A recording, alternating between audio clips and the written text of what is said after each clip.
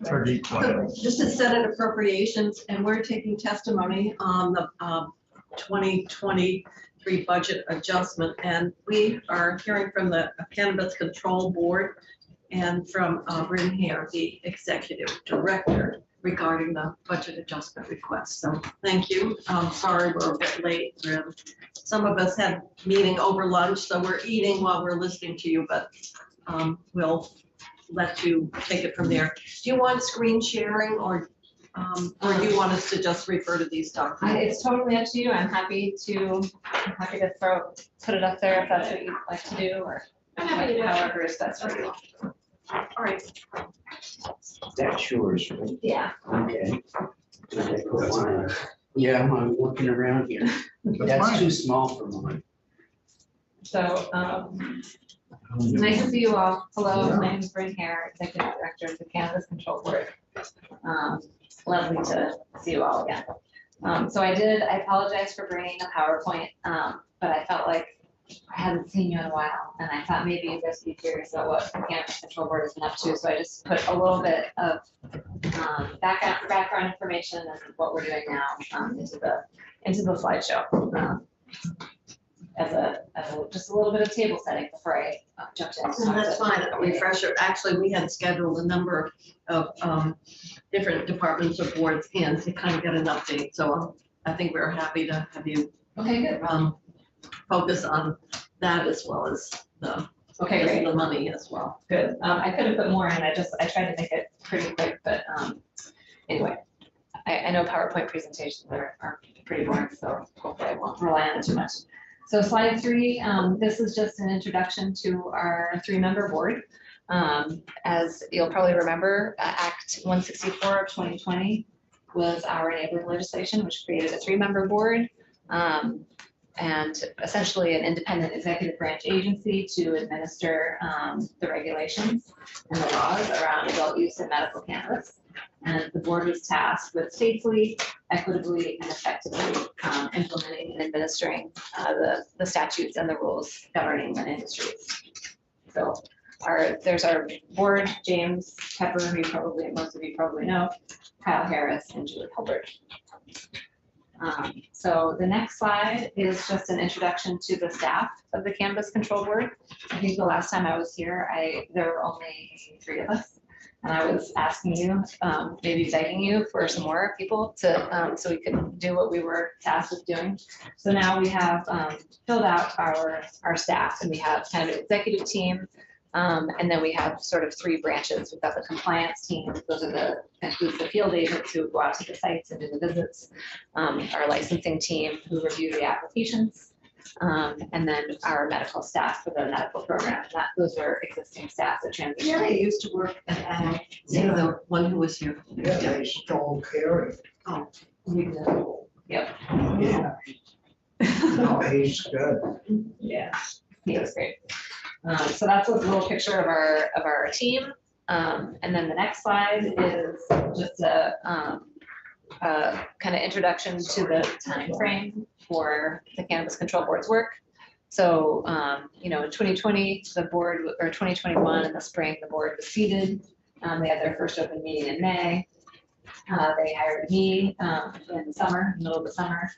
And then we convened the advisory committee. There's a 14-member advisory committee that set out the statute that consists of department heads and secretaries and a number of different people with various areas of expertise they were tasked with advising the board in their and as they kind of came up with the regulatory framework. So that committee was convened in August, and then in November we pre-filed our 4 rules that kind of set up the regulatory framework for the industry.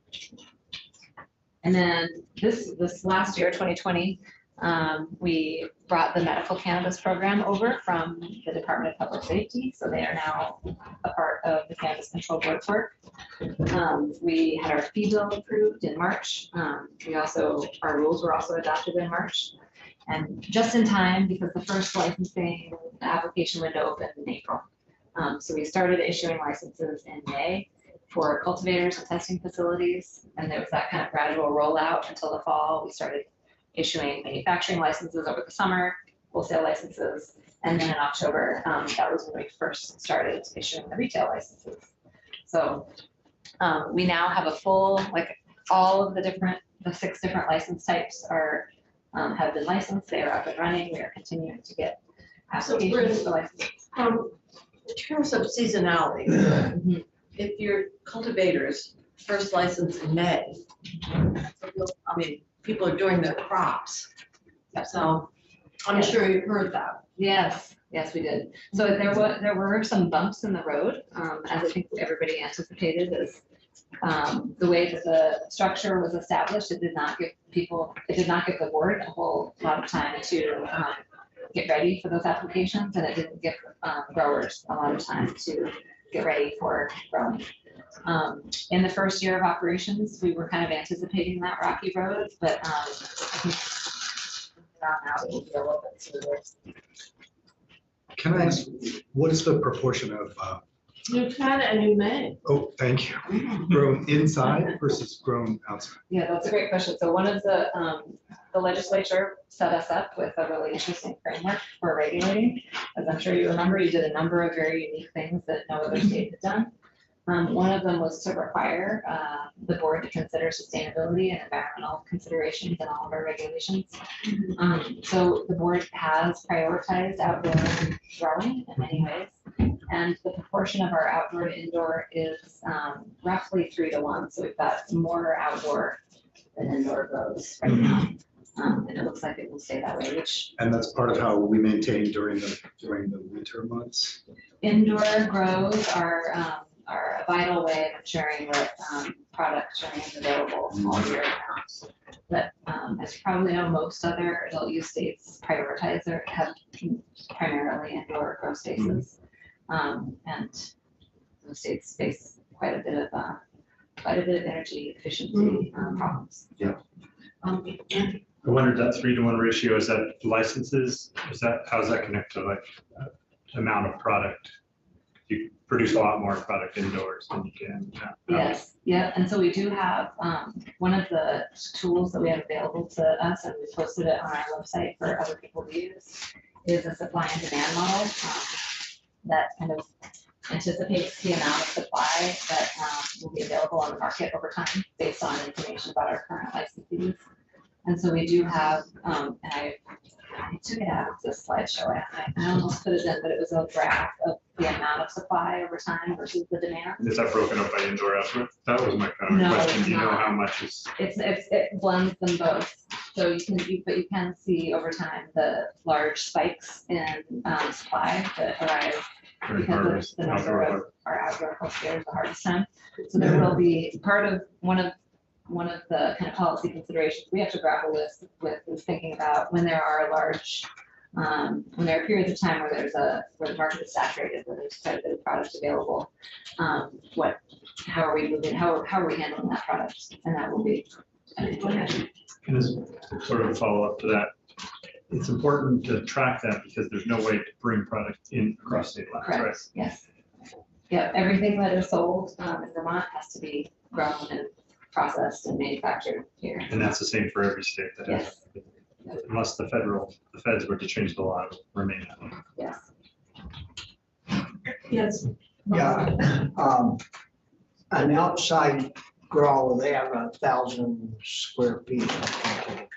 That's a small cultivator, that's a statutory term. A small cultivator has up to 1,000 square feet of grow space. In the fee, and so if I have a plot outdoors, I pay an outdoor grow fee of $50.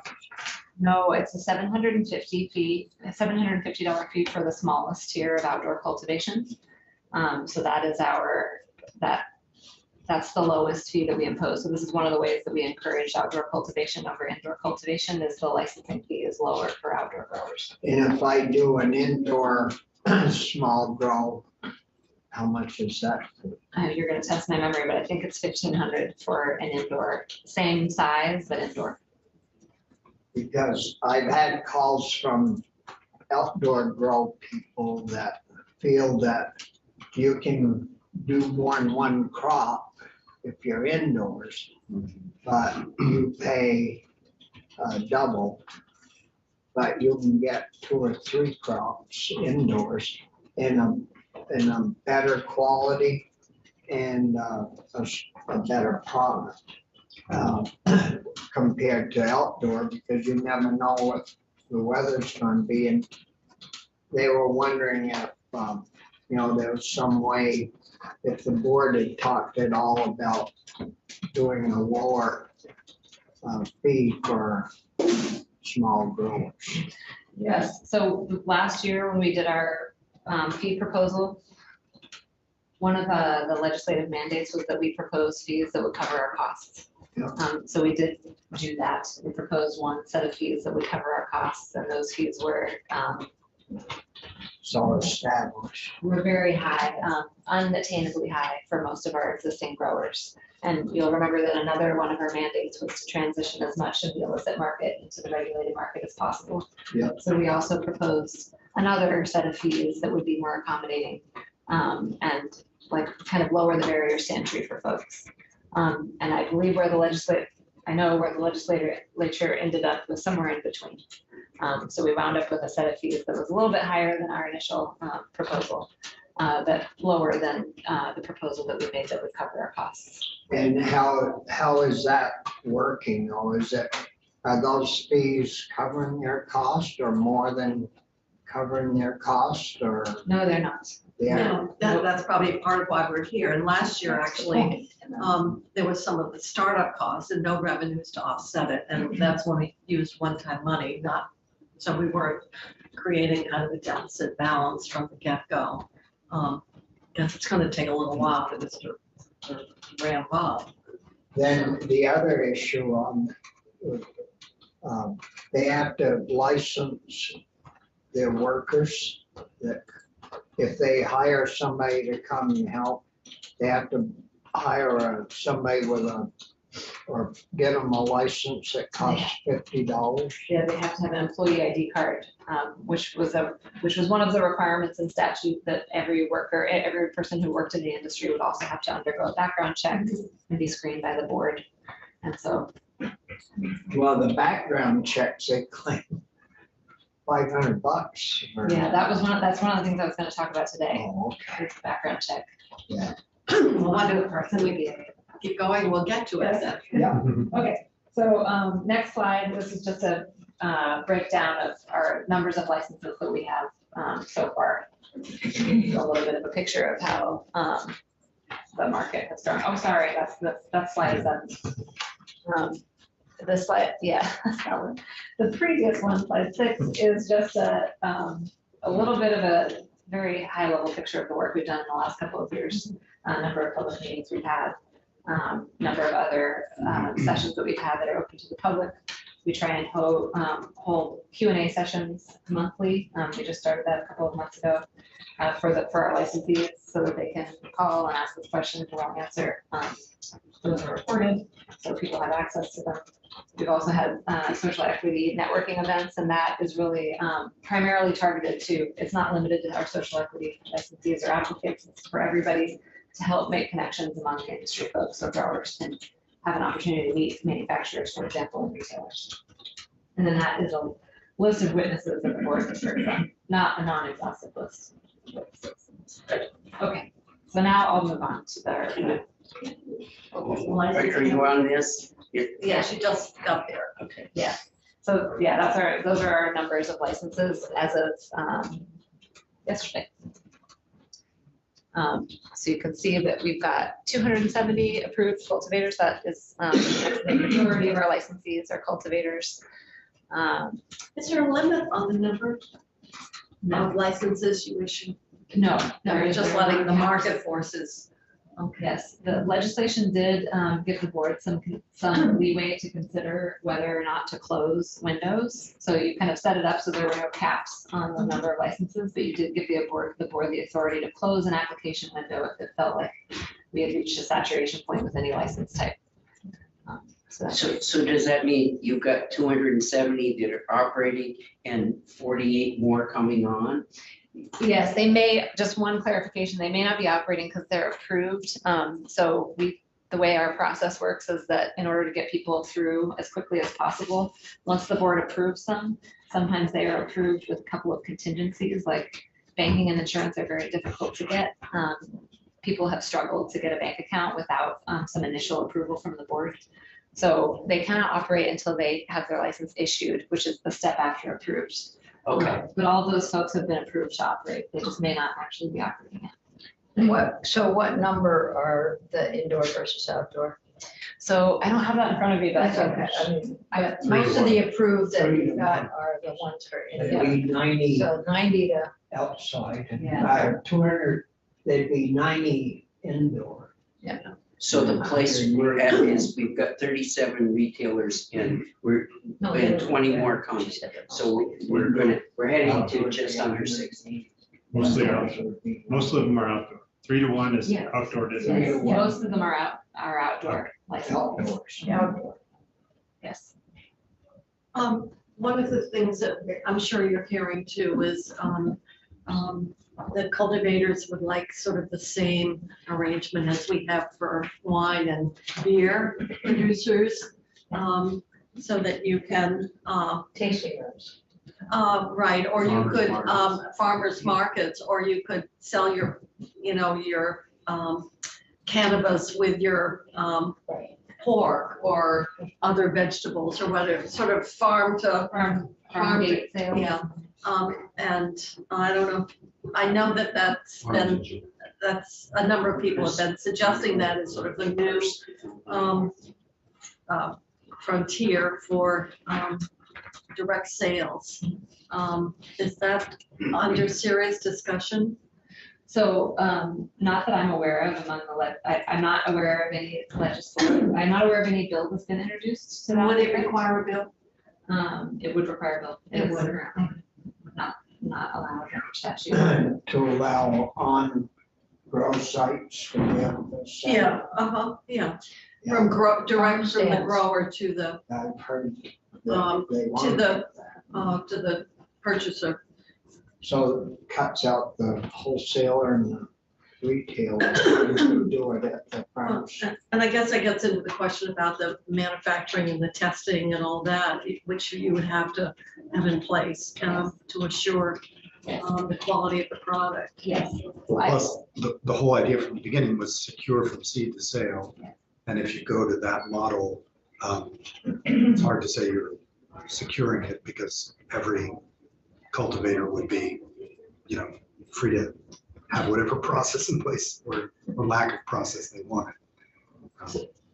One thing I would just note is that there is nothing in the statute that prohibits an individual from stacking their license types. And what I mean by that is you can get one of each license type. You can't stack multiple cultivation licenses, for example, but a cultivator could get a manufacturing license and a retail license and create a retail establishment on their farm. But they have to have testing as well? Yes, all of the testing requirements are required for any product that's going out to be sold to the public, has to meet our testing requirements. And that would make it different than from other agriculture, because I don't think raw milk you have to. You have to, if you go over a certain amount, you have to Yeah, have it but- tested. but- Well, it is tested every, Well, I suppose. you have to drive it to Burlington or something. All right, well, so that's as of January 18th. Yes. And that, Yes, that's very necessary. What's integrated? So there's only 2 integrated licenses, and those licenses are essentially all 5 licenses stacked together in one license. it's a bundle, huh? You could apply for it that way, or that's just what people, there's two entities that have done it. The legislation only allowed the existing medical dispensaries to apply for an integrated license, so that's limited and you can apply for it. Too bad Senator Sears isn't here, because I mean, he spent so much of his time working on all these Well, issues. Joe was right here. Oh, yes. Well, I was just doing the light lifting. So I'll move on now if you'd like. I can move on to the To the money. the money part. So slide 9 shows like the funding that we've received so far. Spent it all. Um, Spent all of the money.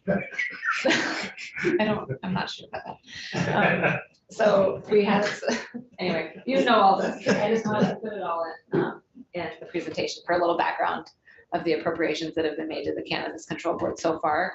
I just wanted to note that the bottom one, the 1.4 appropriation was to get us started on our IT project, which was the development of our licensing portal. And also the beginning of phase 2 of that licensing portal, because it also has to handle all of our compliance and enforcement matters and our seed to sale tracking, or inventory tracking. So Brent, do you mean, should that be 23? Because you're in here for budget adjustment, and you've got, These are the appropriations that That's what were we've got made. so far. Yes.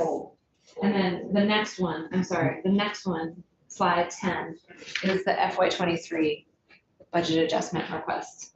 my question is, what amount are we adjusting or adding to? Didn't we do an appropriation for fiscal 23? You do have an appropriation, it just, you're not showing it there. The baseline for 20. This is 22, we're in fiscal Got it. year 22. Yeah. Got it. I'm not sure, I left out that important. You did, because what we're doing with the BAA is adjusting the 23. Okay, well, Stephanie will help me make sure I get that in there. Okay, all right. So anyway, on to the 540,000. This is just a breakdown of what that 540,000 entails. And I have some slides to help explain some portions of it. So the 185 is a project funding gap for the IT project. I'm going to talk about that in the slides to follow. We failed to account for the filing fees for administrative rules, so that accounts for $5,000. There's a $30,000 for the NIC digital payment service. The fees that are processed and collected by NIC, the Vermont Information Consortium. That's like the digital government partner for the state of Vermont, and they are the ones that service the processing of electronic payments, so that we can provide electronic payments for our fees. So the next one, the $100,000 for our background check vendor. That's one that I'm going to talk about a little bit more on the following slides. $100,000 for appellate officer contracts. I'm also going to talk about that in the following slides. Actually, all of them. I'm going to talk about them all. So I'm just gonna, if we can go on to the next slide, I'll break it down by. So we gave you more positions and now you need more space.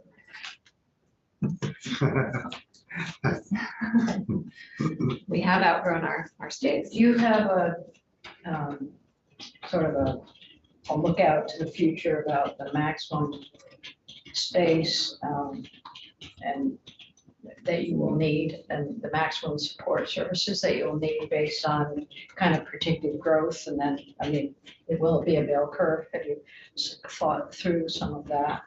Yes, and one of the pictures that I brought to this committee when I was initially asking for staff was a comparison for what I was asking for based on staff to licensee ratios in other states. And essentially what I asked for was the average staff to licensee ratio among all of the other states with adult use regulatory bodies. And so I think that I have predicted it in a way that will remain steady over time. I will note that as we talked about a little bit earlier, Vermont has developed a really unique adult use industry. One of the reasons is that we prioritize small cultivators over the large multi-state operators. So we have significantly more licensees than other states like this. Which adds cost. Which it does. And also because those licensees we have prioritized the existing legacy market, we are providing quite a bit of technical support to our licensees and our applicants in becoming licensed. So I will say that we are working very hard over there. But I have tried to predict based on long-term needs. I'm working with BGS, who is helping us with our long-term space needs, and they are helping us do the calculation for how much space we need. they have a lot of empty space, so there should be no. Right. Yes, no problem. State workers. So where are you located? In Montpelier, in the city center building, in North the Center. former Green Mountain Careport space. So Where did they that's a go? nice place, so that's a good office. So you can't grow there. It's, I heard. there may be an option to grow, but we would have to take over additional space from either DFR or OPM. Thought about going Senator there. Berklick, you had a question? Since COVID. That was it. Oh, that was it. it? Okay. All right. Okay, So this is now we're getting into the description of your, Yes, each of the individual yes. requests. yes, thank you. So now we're in the IT project, for Yes. which you are requesting 185. Yes, so this is just a short, when we, just to harken back to that slide that talked about our timeline, you'll remember that we were really, last time I was here, we were doing everything at once. We were like writing our rules, building our application portal, hiring people, getting ready to start licensing all at once. And so our thinking about our licensing portal has evolved a little bit over time. So initially, we needed to just build something so that people could submit their license application, so we could review it and give them their license. But the system has really evolved now to also include additional functionality, like I mentioned earlier, compliance and enforcement tracking, an ability to have a database so that we can track our enforcement matters, do inventory tracking, that seed sale requirement, and product registration. And I think the next slide just is the statutory site to the requirement that we ensure that we are doing. We are creating processes for businesses to track their product and seed sale. So there has been a funding gap there, and I just would explain that as I think IT projects are always a little hard to predict from the outset. Who's building the system? So Are you procuring a software package? yeah, Not so developing it yourself? that's right. And ADS, we are working closely with ADS, who is managing the build out. It was originally MTX was the vendor originally, and now we're to somebody else. Next slide is slide 13. This is the background check requirement, a little bit more information about that $100,000 request. I believe that we talked a little bit about this last year, so I'll try not to repeat myself, but there is a requirement in statute that everybody have a background check if they want a license. And there was originally a requirement in statute that be a 50-state fingerprint supported FBI criminal history record search, but the FBI denied our authorization request to receive those background checks, receive those fingerprint supported background checks. And that was on the basis that our statutes were not sufficiently clear with respect to whose records we were requesting. So last year, the legislature amended those statutes to make them more clear about whose records we were requesting. The FBI has not responded yet. They are taking their time. And the one thing I would notice is that this is happening all over the country. It's not just Vermont that had our authorization denied by the FBI. Most other adult use states were also getting denied by the FBI. But the farmers I talked to, that's $500 and So are they paying it or are we paying it? I think is the That is- question. Yes, so that is what this request is about, is because we could not go through the FBI, we had to go with a background check vendor. And the background check vendor is the reason why we have these $475 background checks. but now, what's this money So for? this money is that we were requesting some money to subsidize those background checks Okay, for just our small cultivators. Farmers. so if you've got 180 of them and you're getting 100, how much is this request? So the request would cover half, so we were reducing by half the cost of the background check So for all. about 250 maybe or Yes. whatever. So it would not be a loan until they made their first sale. It would rather be a subsidy. When you only got 600 plants on that 1,000 square feet, I mean, it's getting kind of expensive at. But that would be a one-time expense. It's a one-time. It is an annual expense. What is an annual? That's my question is, It is, so our rules require that you, in order to get your license renewed, you have to undergo another background check. Wouldn't, it doesn't get denied if you, say you mess up and you lose your background check somehow. Well, There's no guarantee like you get a driver's license and you can keep it until you lose it. You just have to pay an annual fee, updating it. You can't do that with this, so nobody to. well, in the interim, I think it's designed to pick up if you in fact have committed some felony within that 12-month period, this would pick it up and then you would, Lose your license. depending on. Why wouldn't you get to keep it if you didn't do anything bad? Well, I think probably that's back to what the statute, right, we run the background check annually before we renew the license to ensure that we're remaining in compliance with the statute, and also there, our federal guidelines that that states are trying to abide by to ensure that we do not prioritize Vermont for federal enforcement, and one of them is this background check requirement. So this will cover half of that. Yes. Senator Lyons. So is there a way that, and I know you have the background to answer this question, is there a way that if someone does commit a felony, that would be reported directly to the board? So that you would know.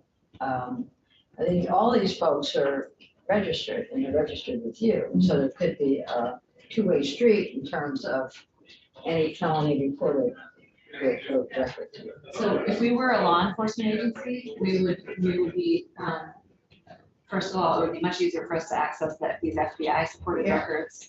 That is actually why we can't get the FBI supported records. But that automatic kind of notification really comes to law enforcement. We're not allowed to have it even in state. You can't even get it from the state police or. It wouldn't be sufficient if it's just in state, because it has to be. No, but you can't, can you get that? So you can get criminal history records from the Vermont, yes, but this is, the statute requires that we do a kind of multi-state search. I think we ought to send Carrie to Pittsburgh and get him trained up with the state police academy. Senator Berkeley, you have a question. I recommend. The contractor for the fingerprinting, do you use the sheriff's at all, or there's other companies that do that? No, so we don't, it's actually no fingerprint, because Oh, there's fingerprints. that's for the FBI. Did you use the word fingerprint earlier? Yes, the original requirement was this fingerprint supported 50-state FBI. Oh, that background check. went away. Because we don't have the authorization to receive those records, we can't do it that way. So we contracted with a vendor that does background checks, multi-state background checks on individuals based on their, information about their name, their date of birth. But you could use the sheriff's for fingerprints, but I'm Yes. assuming that just would be onerous. Well, in fact, we do. So we allow for the employees, rather than requiring them to go through this expensive background check process, we have provided that they can get their fingerprints done by the sheriffs, ship them off to the FBI themselves for like a $30 fee and get their background check mailed to us in the mail. That isn't sufficient for state licensure, but we have determined that it is sufficient for their employees. Not $30. Well, that's the same as if you're volunteering for Meals on Wheels or, Working in childcare.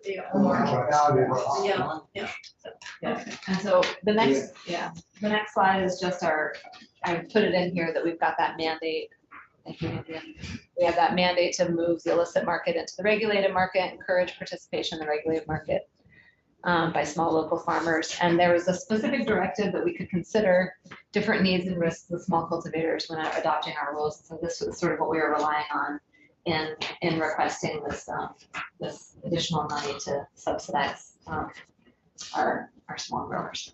Now we're down to appeals. That's Okay, yes. another 100,000. Yes, so this is the statute that sets out our appeal process. So Anybody who's aggrieved by a final decision of the board can submit an appeal request. And then the executive director assigns that case to an appellate officer. And we have the authority to contract with an appellate officer. This is very similar to the OPR process. So I do need to pay contracted appellate officers for their services. And I neglected to. Have you had many appeals? So we have about 6 appeals currently, yes. And primarily those appeals are from a denial of social equity status. There's 2 sort of final decisions of the board. And then what Board if someone wanted to appeal the decision of the final decision? Yes. Is there an appeal to the court, Superior Court? From that is it, any appeal from the decision of the ALJ for the hearing officer would go to the Supreme Court. Oh, Supreme Court. Yes. So if you get turned down, you can apply for a license, and if you're socially something wrong with, If you qualify for social equity status, yeah, you get a lower rate or something. we waive your licensing and application fees for year 1, and then you're eligible for reduced. So if the fee. applicant felt that the decision was wrong and if they're aggrieved by it, then they can appeal They it can. to the board. They can still get their license. But they have to pay for it. They want something for free. So is there, in terms of social equity status and the waiving of fees, is the appeal fee waived? If such a person wanted to. Well, there's no No appeal fees. fees. Oh, okay. Because I was thinking that would be weird. No. Chicken and egg problem. That would be an obstacle to justice, I Yeah. think. Okay. No, I didn't see, I'd appeal. I mean, I. All right, so the would apply for a 100,000, social- that is based on what is for the- the cost to contract with Because I live in the kingdom, you know. privately practicing attorney? or- Yeah, so I had some guidance from OPR and how they conduct their contracting and how much they pay their fellow officers. And so the goal is to have a set of hearing officers, more than 1, hopefully 3. We're sort of in the contracting process right now. So that if a new appeal comes in, you can assign it to one of your appellate officers who has the time to handle it. Shall I go on? I'm so sorry about this PowerPoint. There's just 2 more slides. Well, we've got laboratory next. Yes. So so I think we put in $75,000 for the laboratory contracts. And this language here I put in is from, this is the Cannabis Quality Control Program requirement. This came to the board last year. If you remember last year, the hemp program was transferred from the Agency of Agriculture to the Cannabis Control Board. And this was part of that requirement that we develop a cannabis quality control program to ensure that products that are available to the public meet testing standards and quality thresholds, to verify label guarantees, to do all the required testing, pesticides, solvents, heavy metals, human pathogens. So our January 15th report, we just submitted a report to the legislature a couple days ago on hemp, which was So required. what is the potency of hemp? Some people have said you could smoke, a bale of it and all you get's a headache. So what are you, what would you have for potency on hemp? Make sure it's low. Yeah. Yeah. below Make sure it's below 1%. the threshold. Below 0.3% THC by weight. I thought it was just a different strain and therefore it didn't raise the same potency issues. But you can have hemp with higher, then it wouldn't be hemp. Basically. So they're making sure that it's You're hemp. very well informed on this. He's an expert. I see. Well, it makes sense. All right. So you now have the hemp report. Yes, and that report has a whole lot of background information about hemp and the kind of issues surrounding. I thought we were oversupplied on hemp. But Kerry wanted to take that with him from ag, so. You basically took the employee and the work of the employee. Work and. Glad he wanted to do it. All right, so now you're paying So this the, request, yeah, this the is, testing this is itself. a request for the testing expenses, for us to contract with our licensed testing labs so that they can conduct these tests for us. And this would be Is this really- adding to a base? Do we already have money already in your budget for testing? And No. this is, no. This is a new, the testing of hemp is a new, So it's not just hemp, it's, Yeah, no. it's for cannabis and cannabis products. And the reason I included that link to the hemp report is because that is where I am making a budget request for, a pot of money so that the state can create its own reference lab. I think, well, I thought I got testimony in ag that they are upgrading our lab in Randolph. So that is, that, where there's been discussions about the lab being housed in Randolph, but there is a need for money for equipment. New equipment. So is this for equipment or is this to contract with a lab until we get our own setup? That, the latter. So it's contracts with our existing testing labs that are licensees, so that they can be conducting these tests for the board, so that we can do quality control assurance and make sure that we're gathering evidence for our enforcement actions. Several lines? yeah, but some of this stuff is probably being tested already, whether it's for cannabis or other looking at solvents and heavy metals and stuff. So are we shipping things out of state? I know at one point we were sending stuff to Virginia to be tested because they had the equipment. Whereas this, So cannabis can't go over state lines. no, I'm not talking cannabis, I'm talking about other things. With those, we're being tested out of state, but now we're asking to,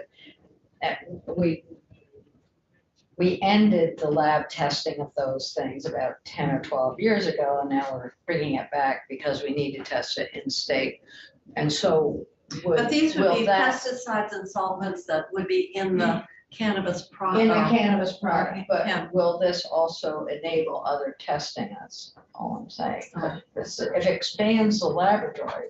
Oh, you're Can talking do about more than more that. utility from that investment? Yes. Yeah. Yeah, so it would, the goal would be that it could do all of the same analyses as that we require in our statute to both ensure compliance with and our rule.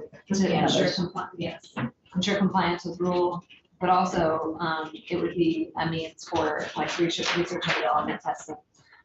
It would be a way for Vermont producers to really build their reputations as being people who are So- responsible. And you're probably not the right person to ask. The lab is administered by ag.